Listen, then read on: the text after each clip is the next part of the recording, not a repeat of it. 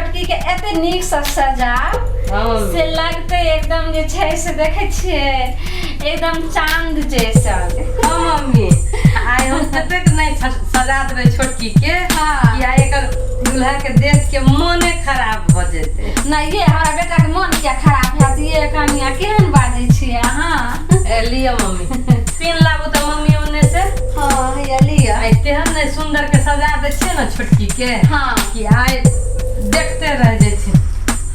आइ ततेक नहीं नीक से छोटकी के सजा दे छिए कि हमर देवता आइ देखते रह जेते।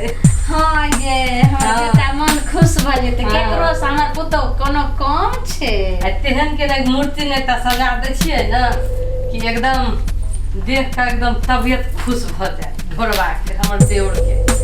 बड़की हां मम्मी ये कनिया नीक से जैसे छोटकी खेली है ये वो सब कह दियो नीक से सजाओ। हां मम्मी हां हम एकदम गुड़िया के तरह तैयार कर दै छी। आई हमर छोटकी पुतो एकदम लगते पूर्णिमा के चांद जैसा।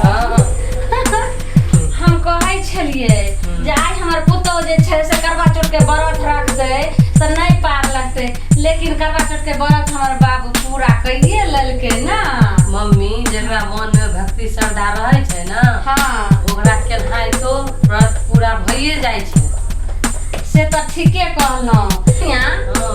आज की सब खाना बनेलिए हम? मम्मी अहाँ खाना के चिंता नहीं करियो। आई करवा चौथ के व्रत छले ना एका पर एक खाना हम बनेलिए या।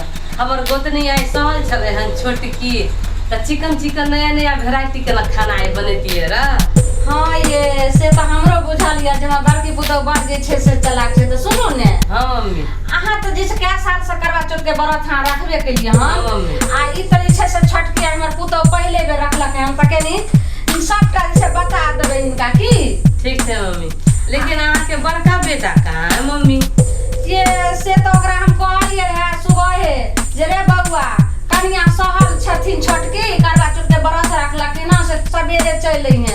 आ पता ने कत जे से छै ओ छबो ने करे बड़का छोरा आ छोटको ढोरबो कत गेलै अखन तक ने देखै छियै देखै नहीं छियै। हां अहाँ जे छै से कन पूजा सब के सब ओढ़ गेलिए कनिया? हाँ मम्मी अब भ गेले छोटकी के तैयारी। अब चलत न ओने देख ले छिए पूजा के नहीं तो चांद भाग जैते त करवा चौथ केना छोटकी के मनते। हां अपना सब तो बहुते बेर मना लेले छिए आ छोटकी के तो पहला करवा चौथ है ना। अहाँ जे छै से छोटकी एते रहू हम सब देखै छियै पूजा सब के ठीक।